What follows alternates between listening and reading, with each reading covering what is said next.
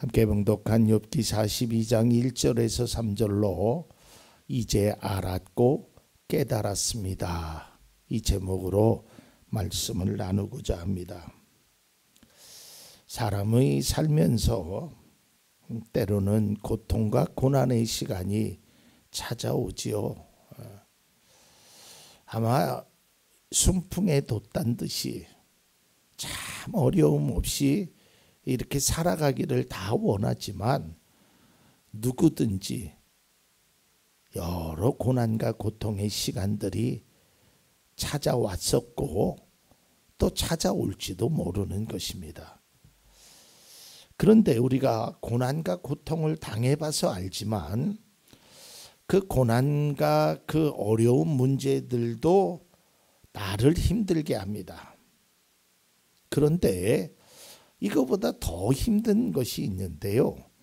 그것은 왜 나에게 이러한 고난이, 왜 나에게 이러한 문제가, 왜 나에게 이러한 어려움이 있을까? 무엇 때문에 이러한 고난이, 고통이 나에게 생겼을까? 참 그것을 알 수 없을 때 고통의 무게는 더욱 무거워지게 됩니다. 아무리 생각해봐도 내가 이러한 어려움을 겪을 특별한 이유를 찾을 수가 없어요. 내가 특별히 잘못한 것도 아닌 것 같은데, 내가 바르지 못한 말을 한 것도 아닌 것 같은데, 그러면서 내 자신을 바라보면 더 깊은 한숨이 찾아오게 되죠. 그래서 우리가 가끔 그런 얘기 하잖아요. 이건 그리스도인으로서 바른 이야기는 아닌데 내가 전생에 무슨 죄를 졌길래. 사실은 그런 거는 없어요. 근데 아무튼 내가 지금 문제를 당한 것도 어려운데 내가 이 문제가 무엇 때문에 왔는지를 몰랐을 때는 더 괴롭단 말이죠. 이런 거잖아요. 내가 교통법규를 잘 지켜요. 그런데 사고가 나고 사고를 당해요.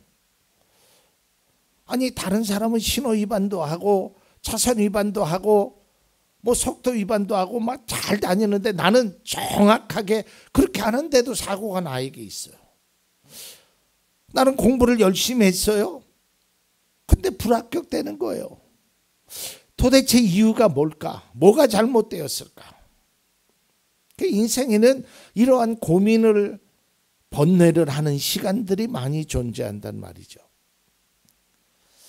성경에 기록된 인물 중에 이 고난의 대명사라고 할 수 있는 사람 중에 하나가 바로 욥입니다.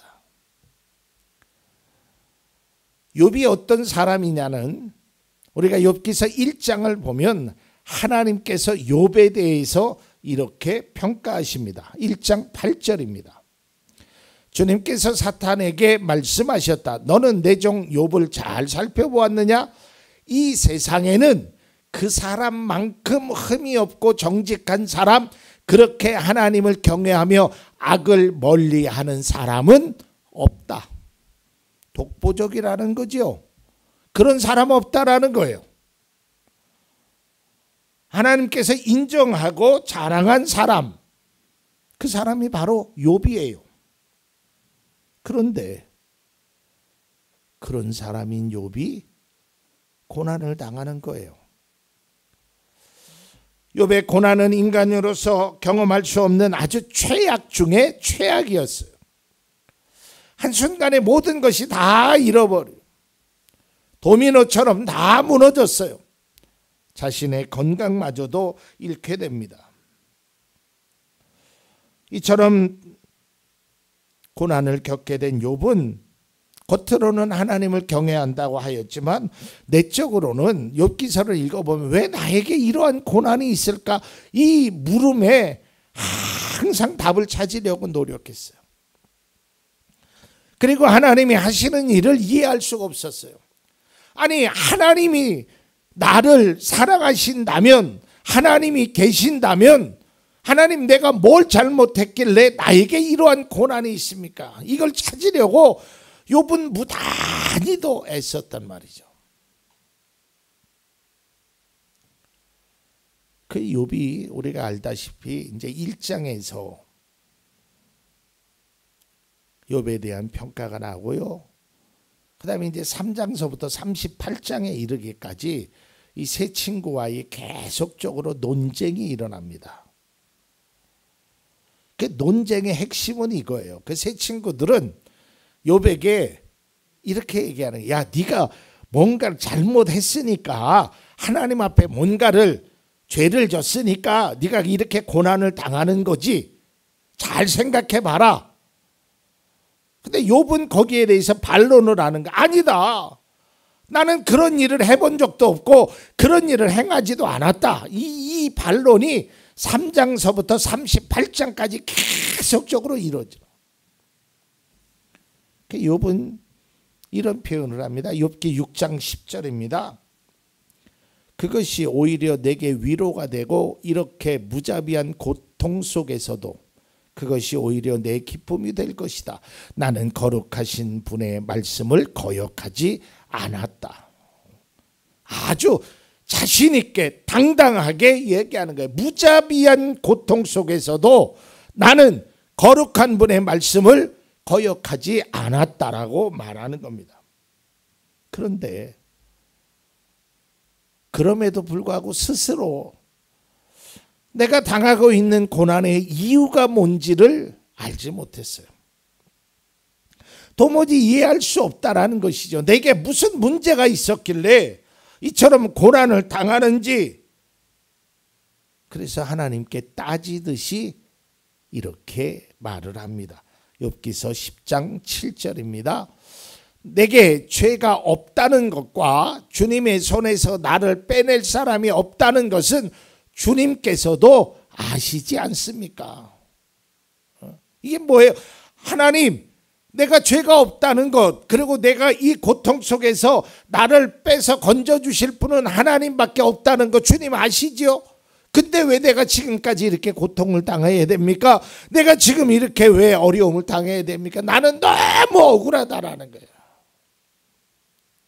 이게 우리의 심정 아닐까요? 욥은 친구들 앞에서 자기에게 임한 고난이 자신의 행동과는 또 자기가 지은 죄와는 무관하다는 것을 계속해서 주장하고 있습니다. 그러면서 그는 이런 표현도 합니다. 32장 2절입니다. 욥이 이렇게 자기가 옳다고 주장하면서 모든 잘못을 하나님께 돌림으로, 나는 잘못 없다는 게 하나님이 잘못하셨다는 거예요.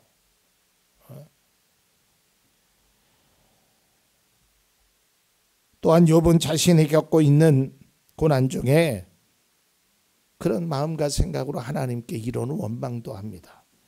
욥기서 7장 20절입니다. 사람을 살피시는 주님, 내가 죄를 지었다고 하여 주님께서 무슨 해라도 입으십니까? 어찌하여 나를 주님의 관역으로 삼으십니까? 이 말은 뭐예요? 하나님, 내가 설령 죄를 지었다 그래도 하나님께 무슨 피해를 입혔습니까? 왜 나를 이렇게 아프게 하십니까? 이게 욥이에요. 앞서 말씀드렸지만 사실 우리가 어떤 고난을 겪게 되면 원망할 때도 있지요. 또 핑계 아닌 핑계를 댈 때도 있어요. 저도 그래요.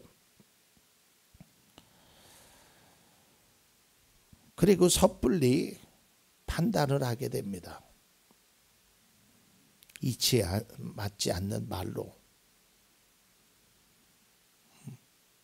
하나님은 나를 미워하시나? 하나님은 있기나 하나?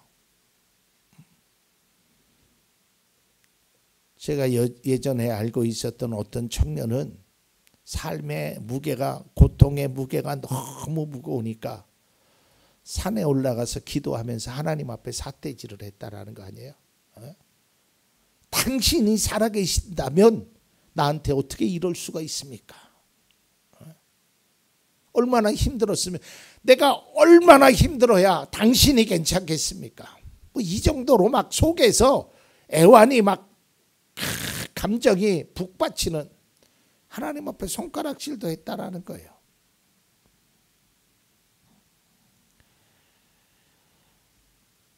그러니까 제가 욥기서를 읽으면서요,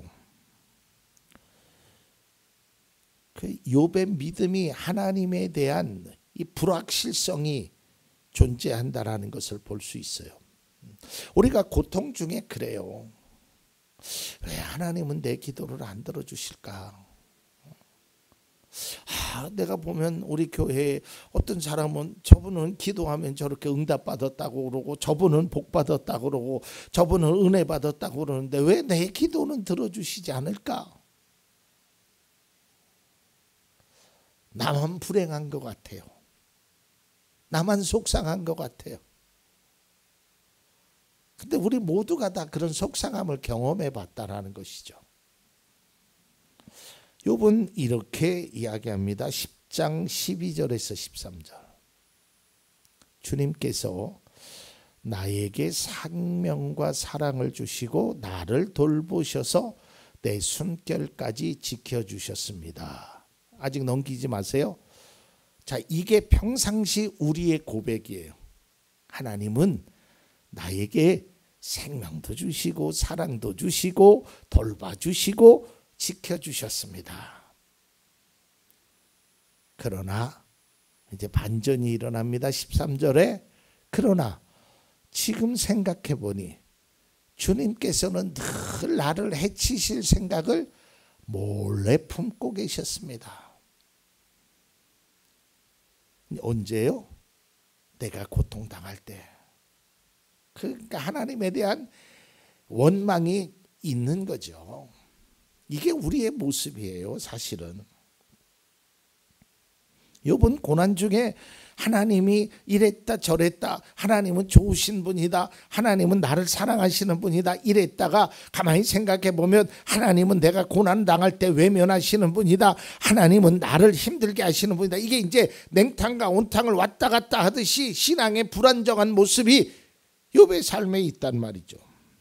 예전에 받은 하나님의 은혜를 생각하면 감사가 됐다가도 지금 당한 고난 중에는 하나님에 대한 원망, 이게 바로 욥의 모습이고 이게 바로 우리의 모습이다. 저도 그래요. 하나님께서 은혜를 주셨을 때는 그래도 하나님께서 나 같은 사람을 이렇게 하나님의 종으로, 그래 우리 교회에서 이렇게 기쁘고 즐거워, 그러다가 또 어려운 일이 있으면 하나님, 아니 다른 교회 목사님들은 힘들지 않은 것 같은데, 다른 교회 목사님들은 기쁜 것 같은데 왜 나만 이러지요? 이게 우리의 모습이란 말이죠. 그래서 욥이 당한 고난을 욥의 세 친구 엘리바스와 빌닷과 소발은 각자 자신의 경험과 생각으로 변론합니다. 그리고 원인을 분석하고 문제가 무엇인지를 주장하지만 여전히 해답을 찾을 수가 없어요. 여러분, 우리가 삶을 살면서 어떤 결과에 대해서 원인을 분석하는 일은 매우 중요합니다. 성공했고 이겼을 때도 원인을 분석해야 돼요. 내가 어떻게 해서 성공을 했는지, 어떻게 해서 그 경기에서 이겼는지, 내가 어떻게 해서 합격을 했는지 그 원인을 분석하는 것도 필요해요. 반대로 내가 실패했으면 실패에 대한 분석도 있어야 돼요. 내가 왜 실패했을까? 내가 왜 떨어졌을까? 왜 내가 시합에서 졌을까? 왜 내게 고통이 있었을까? 이런 것들을 분석하는 게 필요합니다. 그런데 문제는 그 원인을 알 수 없을 때가 참 괴롭죠. 여러분, 의사 선생님이요, 환자를 치료할 때도 내가 어딘가 아프잖아요. 그러면 그 아픈 원인을 찾아서 치료하면 회복이 빠릅니다. 근데 그 원인을 모르면 백약이 무효예요. 제가 예전에 언젠가 말씀드렸잖아요. 제가 요로결석으로 막 배가 쥐틀리고 아팠을 때 이 병원 저 병원 가서 그 선생님들의 원인은 장염 아니면 소화불량 맨 이런 거였어요. 그러면서 공통적으로 하는 얘기가 밥을 많이 먹어서 그렇다는 거예요. 근데 아무리 조금 먹어도 막 배가 쥐틀리기 시작하는 거예요. 원인을 모르면 치료에도 도움이 잘 안 돼요. 우리의 삶의 원인을 우리가 깨달아야 돼요. 그런데 문제는 원인을 알 수 없는 거야. 무슨 일일까? 왜 나에게 이러한 일이 있을까? 그래서 욥이 당한 고난에 대해서 세 친구와 욥이 그 원인을 찾으려고 계속해서 논쟁 아닌 논쟁을 합니다. 근데 찾지 못합니다. 친구들은 욥의 잘못을 주장하지만 욥은 내가 뭘 잘못했는지를 모르겠다는 거예요. 내가 하나님 앞에 얼마나 진실되게 살았는지를 고백하는 거예요. 원인을 알 수 없어요. 자, 오늘은 이 문제에 대해서 말씀드리려고 해요. 여러분, 우리가 고난을 크게 두 가지로 나눠서 알 수 있어요. 내가 게을러서, 내가 잘못해서 그 고난 당한 건 내가 변하면 돼. 그렇잖아요. 내가 바뀌면 돼. 그리고 내가 그 일을 안 함으로써 그 변화가, 그 아픔이 없어질 수 있어요. 근데 문제는 이유를 알 수 없는 거예요. 그리고 또 한 가지. 여러분, 내가 통제할 수 있는 것과 내가 통제할 수 없는 것이 무엇인지를 구별할 줄 알아야 돼. 이 말은 뭐냐면 내가 해결할 수 있는 내 능력의 것은 내가 해결하면 돼요. 그냥 내가 해결하면 되잖아요. 근데 내가 해결할 수 없는, 통제력을 행할 수 없는 그 문제가 있단 말이죠. 오늘 저는 그거에 대한 해답을 드리려고 그래요. 다시 말해서 문제의 원인을 알 수 없는 거예요. 왜 도대체 나에게 이러한 고난이 있는지. 그리고 두 번째로는 그 고난을 내가 도저히 해결할 수 없을 때 우리는 어떻게 해야 되느냐 이거야. 욥이 당한 고난은요, 이 두 가지입니다. 첫째는 원인을 알 수 없었어요. 둘째는 이 고난을 통제할 수 있는 능력이 아무에게도 없었어요. 세 친구에게도 없었어요. 그들이 도와줘서 그들이 어떤 능력을 행함으로 욥이 그 고난에서 빠져나올 수 없었단 말이에요. 우리에게도 그런 게 있죠. 우리가 겪게 되는 삶의 많은 문제나 고난이 우리가 통제할 수 있는 것과 통제할 수 없는 것, 다시 말해서 내가 내 힘으로 해결할 수 있는 것과 그렇지 못한 것이 있어요. 그게 내 자신도 그렇지만 내 주변의 사람들, 내 가족들, 이건 통제할 수 있는 영역이 아니에요. 잘 안 되는 경우가 있잖아요.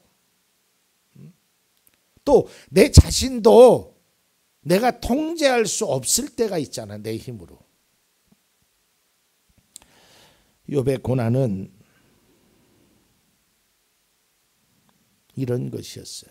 그래서 우리 그리스도인들은, 아니 뭐 모든 사람들에게도 다 해당되지만 자신의 힘으로, 자신의 노력으로 될 수 없는 일이 있다는 것을 깨달아야 돼요. 그게 뭐냐면 인간의 나약성을, 이걸 스스로가 인정할 줄 알아야 돼요. 욥의 고난은 사람의 시각으로 설명하거나 이해할 수 없는 영역이었어요. 욥의 고난을 뭐라고 이야기하겠어요? 욥기서 3장에서 37장에 계속된 반론과 반론 말을 아무리 주고받아도 해결점은 단 1도 찾을 수 없었어요. 이래서 그렇거나 뭐 너 기도한들 소용이 있겠느냐, 야 너 잘 생각해봐라, 너 죄가 있는 거지 막 그러면서 뭐 하나님은 그런 분이다 저런 분이다 막 서로 치고받고 경론하였지만 해답을 찾을 수 없었습니다. 그러다가 그 말씀을 계속적으로 듣고 계신 하나님이 이제 드디어 등장하십니다. 그게 38장입니다. 그러면서 이렇게 해결하십니다. 1절과 2절입니다. 그때 주님께서 욥에게 폭풍이 몰아치는 가운데서 대답하셨다. 내가 누구이기에 무지하고 헛된 말로 내 지혜를 의심하느냐.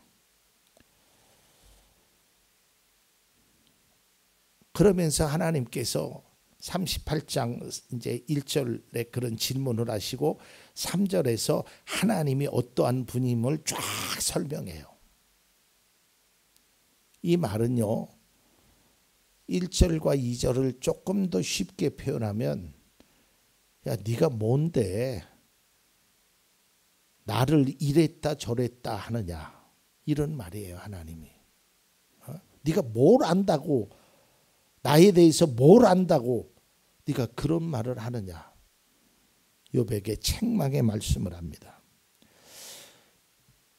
하나님은 고난의 원인을 애타게 찾고 있는 욥에게 또한 친구들에게 말하는 거예요. 그것에 답이 있지 않다라는 거예요. 39장에도 계속적으로 하나님의 말씀이 이어집니다. 그리고 오늘 본문 말씀에 이제 욥은 이렇게 대답하는 겁니다. 3절과 5절의 말씀입니다. 40장. 그때에 욥이 주님께 대답하였다. 저는 비천한 사람입니다. 제가 무엇이라고 감히 주님께 대답할 수 있겠습니까? 다만 손으로 입을 막을 뿐입니다. 이미 말을 너무 많이 했습니다. 더 할 말이 없습니다. 그동안 자기가 한 것이 하나님에 대해서 잘못을, 그러니까 내가 당한 이 고난이 뭐 문제를 파악하거나 원인을 파악하거나 또 내가 노력으로 내 힘으로 해결될 수 없다라는 것을 인정하는 거예요. 우리가 그리스도인들은 이것을 인정해야 돼요. 그리고 인정이 빠르면 빠를수록 회복도 빨라져요. 여러분, 우리가 예를 들어서 몸이 아프다고 칩시다. 그 원인을 내 스스로가 막 찾으려고 하는 거예요. 왜 엉치가 아프지, 왜 허리가 아프지, 일을 많이 해서 그런가, 나는 태어날 때 원래 부모로부터 이런 유전자를 갖고 태어났나, 뭐 내가 뭐 별 인터넷을 뒤져보고 다 뒤져봐요. 근데 내 능력으로 할 수 없잖아요. 의사에게나 아니면 어떤 치료의 도구를 이용해야 되잖아요.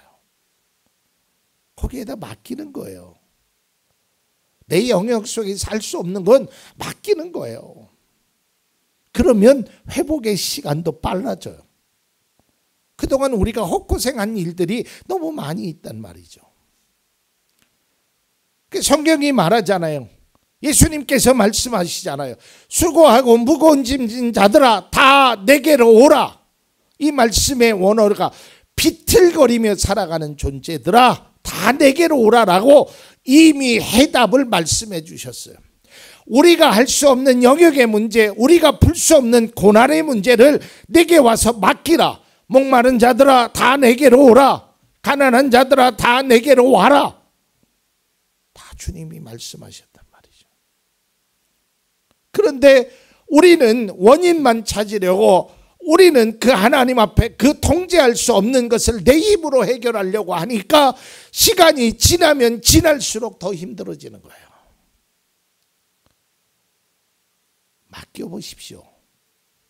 제가 시편 37편에 관한 말씀을 설교하면서 그랬죠. 맡긴다는 말이 뭐예요? 내 던져버리는 거예요. 얘다 모르겠다 하고 던져버리는 거예요. 그렇다고 해서 자포자기하라라는 것이 아니에요. 누구에게 던져야 돼요? 하나님께 던져버려야 되는 거예요. 하나님, 나는 내 힘으로 내 능력으로 이 문제를 도저히 해결할 수 없습니다. 왜 그랬는지 나는 알 수 없습니다. 하나님 해결해 주십시오 하고 하나님께 던져버리는 거예요. 이게 그리스도인의 자세예요.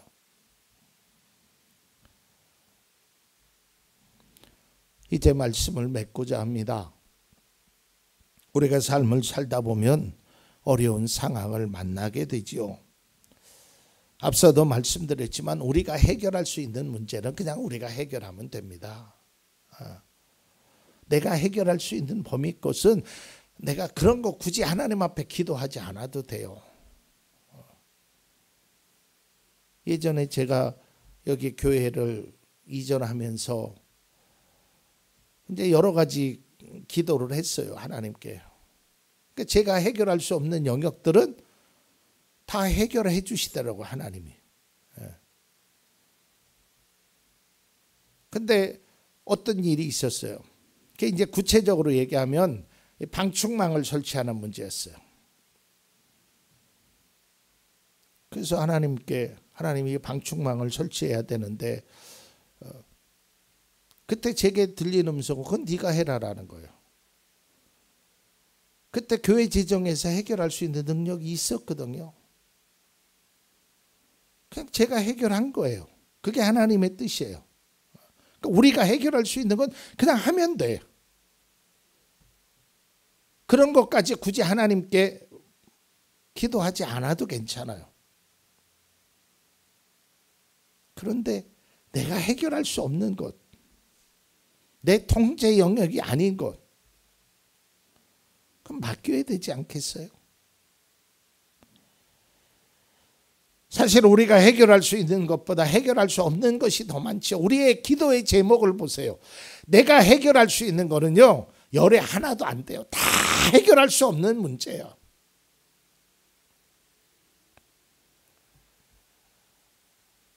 그리고 앞서도 말씀드렸지만 고난을 겪을 때 풀리지 않는 문제처럼 도무지 이유를 알 수가 없겠죠.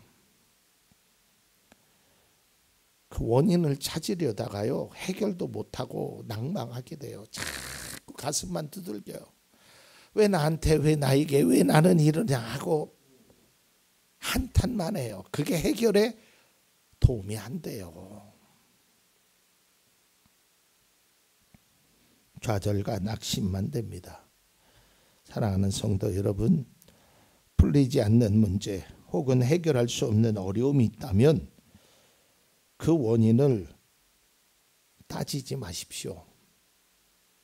해결할 수 없는 것에 대해서 그 원인을 따지려고 하지 마세요.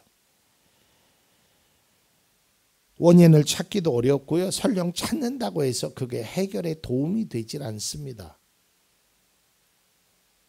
내가 겪고 있는 고난, 내 앞에 놓인 어려운 상황, 내가 감당할 수 없는 문제, 우리의 힘과 지혜로 될 수 없는 것, 그것을 하나님께 맡기는 겁니다. 욥이 이걸 깨달았다라는 거예요. 자막이 준비되었으면 오늘 본문 말씀을 다시 한 번만 띄워주시기 바랍니다. 욥기서 42장 1절에서 2절입니다. 욥이 이제 주님께 대답하는 거예요. 깨달았어요. 뭘 깨달았냐? 2절. 주님께서는 못하시는 일이 없으시다는 것을 이제 저는 알았습니다. 주님의 계획은 어김없이 이루어진다는 것도 저는 깨달았습니다. 이걸 깨달아야 되는 거예요. 아, 내 힘으로 내 능력으로 하는 것이 아니고 못하실 일이 없으신 그 주님께 맡겨야 된다. 그러면서 3절에 이렇게 고백하지요. 잘 알지도 못하면서 감히 주님의 뜻을 흐려놓으려 한 자가 바로 저입니다. 깨달지도 못하면서 함부로 말을 하였습니다. 제가 알기에는 너무나 신기한 일들이었습니다. 사랑하는 성도 여러분, 우리는 이제 깨달아야 합니다. 이제 알아야 합니다. 하나님의 능력을, 하나님의 계획하심을. 그래서 우리는 우리가 해결할 수 없는, 우리가 감당할 수 없는, 원인도 알 수 없고 그 어려운 문제를 하나님께 맡김으로, 욥이 그것을 깨달은 이후에 하나님이 모든 것을 다 회복시켜 줬듯이 우리도 하나님께 그것을 맡김으로, 깨달음으로, 알므로 우리의 모든 삶의 회복의 은혜가 있기를 간절히 축원합니다.